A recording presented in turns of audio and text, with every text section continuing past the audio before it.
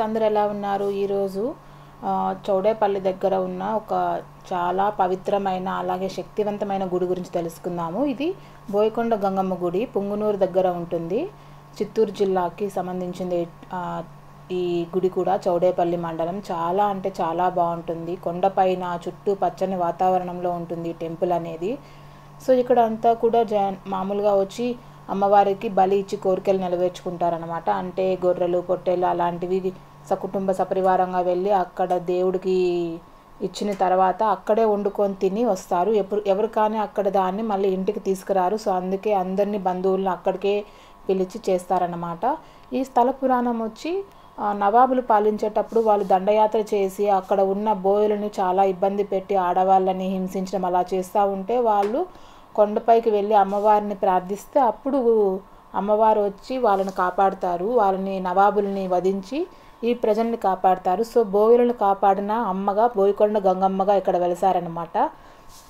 So చాలా అంటే చాలా బాగుంటుంది ఈ గుడి కూడా. ఇక్కడ అందరూ వాళ్ళ కోరికలు ఖచ్చితంగా నెరవేరుతున్నాయి అని చెప్తున్నారు. ఇక్కడ ఇంకోటి ఏంటంటే అమ్మవారి విగ్రహం మీద 3 పువ్వులు పెడతారనమాట. మీరు ఏ కోరికైనా కోరుకున్నప్పుడు కుడిపక్కున్న పువ్వు పడితే తొందరగా కోరిక నెరవేరుతుందని, మధ్యలో ఉన్న పువ్వు పడితే నిదానంగా అయినా మీ కోరిక నెరవేరుతుందని, ఎడంపక్క పువ్వు కింద పడితే మీ కోరిక నెరవేరదు అనేసి అక్కడ వాళ్ళు పూజారులు అందరూ చెప్తారు. వెళ్ళిన ప్రతి ఒక్కరూ స్వామి అడుగుతాడు ఏమన్నా కోరుకోవాలని. అవునా అన్నామంటే వాళ్ళు అలా పూలు పెట్టి మన కళ్ళ ముందరే చూపిస్తారనమాట.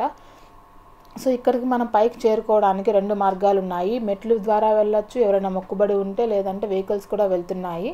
సో పై దాకా వెహికల్స్లో వెళ్ళి కూడా మనము దర్శనం చేసుకోవచ్చు. ముఖ్యంగా ఇది ఆదివారాలు అలాగే మంగళవారాలు ఈ గుడి చాలా రద్దీగా ఉంటుంది.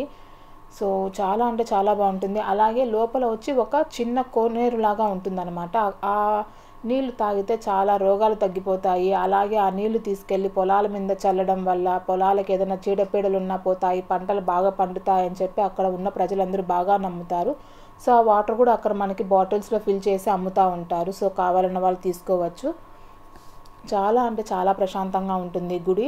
అలాగే ఇక్కడ వచ్చి స్థల పురాణం ప్రకారము అమ్మవారు వాళ్ళని ఎలా వధించారో అనేది కూడా ఆమె కోపం తట్టుకోలేక అక్కడ ఉన్న బండరాళ్ళు కూడా బద్దలయ్యాయంట. సో దానికి నిర్వచనంగా కూడా అక్కడ అమ్మవారి విగ్రహం పెట్టి ఆ బండరాళ్ళని ఇంకా అక్కడే అలానే ఉన్నాయన్నమాట. సో దాన్ని చూస్తే కూడా మనం ఆ స్థల పురాణం నిజమో అనేది నమ్మచ్చు.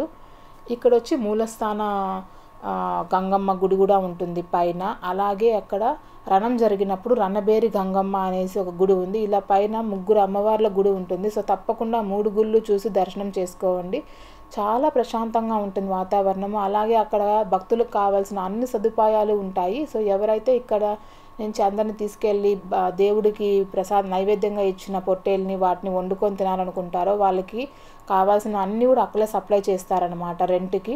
సో అక్కడే తీసుకొని పాత్రలు వండి అందరికీ పెడతా ఉంటారు. చాలా బాగుంటుంది గుడి. ఎవరైనా ఈ పీలేరు, తిరుపతి, చిత్తూరు జిల్లా వాళ్ళు దర్శనం చేసుకోవాలనుకుంటే తప్పకుండా వెళ్ళి దర్శనం చేసుకోండి. ఇక్కడ చూసారా, నేను చెప్పాను కదా అమ్మవారి రాతి విగ్రహం దగ్గర పగలగొట్టినట్టు ఉంటుంది అనేసి, అదనమాట. చాలా బాగుంటుందండి. తప్పకుండా వెళ్ళి దర్శనం చేసుకోండి. See one next video. ఈ వీడియో మీకు నచ్చినట్టయితే please like, share and subscribe. Thank you so much guys.